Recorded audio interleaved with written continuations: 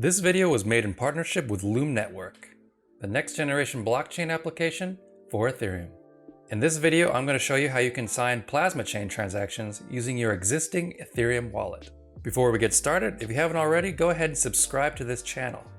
And make sure you click that notification icon so you can stay up to date whenever I post a new video. Let's get started.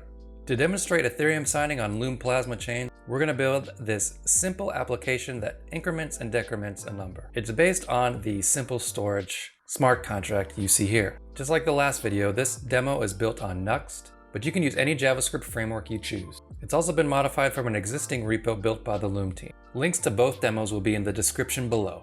All of the code for this demo is located in the pages directory in the index.view file. At the top, we have a simple template. We have a progress bar, a place to display the counter, and two different buttons for incrementing and decrementing our counter. Now jumping to our code, first thing we need to do is import all of our dependencies. Next, because we're working with Nuxt and Vue, we need to define a default object with some data. So we'll define a few predefined variables that we can use later on in the application. Next, we will add our mounted hook, and inside we will init web3, init our app, and then grab a contract that we've already deployed. Let's define our methods. We just have some standard code to initialize MetaMask, so I won't go over that too much. In our init method, first we create a random private and public key.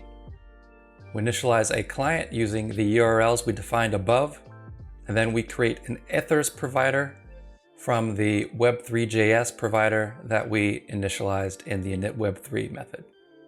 From that provider, we can get a signer, and from that signer, we can get our address that's associated with MetaMask. Next, we'll define two address objects. The first, being named to, will be our Ethereum address, and the second, from, will be our Loom Plasma Chain address. We take the client we already initialized and set some default transaction middleware. This is only so we can start talking to the address mapper that we'll need to either check for an address map or create a new address map.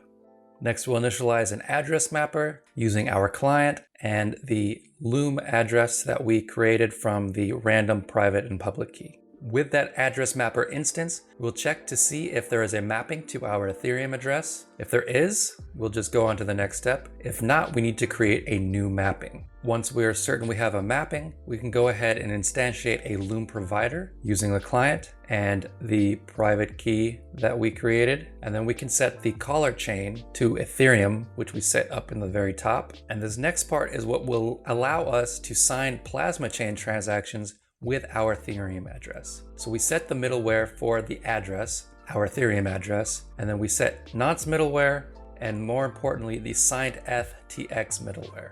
Now that we have that set up, let's go ahead and grab our contract using standard Web3 methods.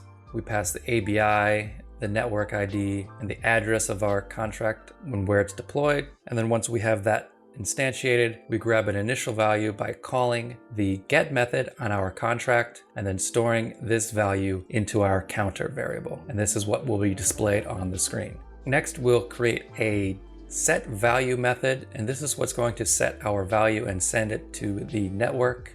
Then we'll create an add method, and this will increment our value, and then call the set value method to set the value on our contract on the plasma chain. The final method, the sub method, will do the opposite, and we'll also check to make sure that the value is not 0, because we don't want to underflow our variables on the Ethereum network because we're not doing any safe math checking. Now, if we run our app, we can see that whenever we want to increment, we'll get a prompt from MetaMask to sign the transaction, and then the transaction will go through as normal on the plasma chain, and we'll get the same behavior when we want to decrement. And that's it. That's how easy it is to interact with the Loom Plasma Chain using your existing Ethereum wallet.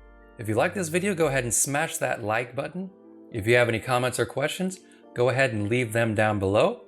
Once again, thanks for watching, and I'll see you in the next video.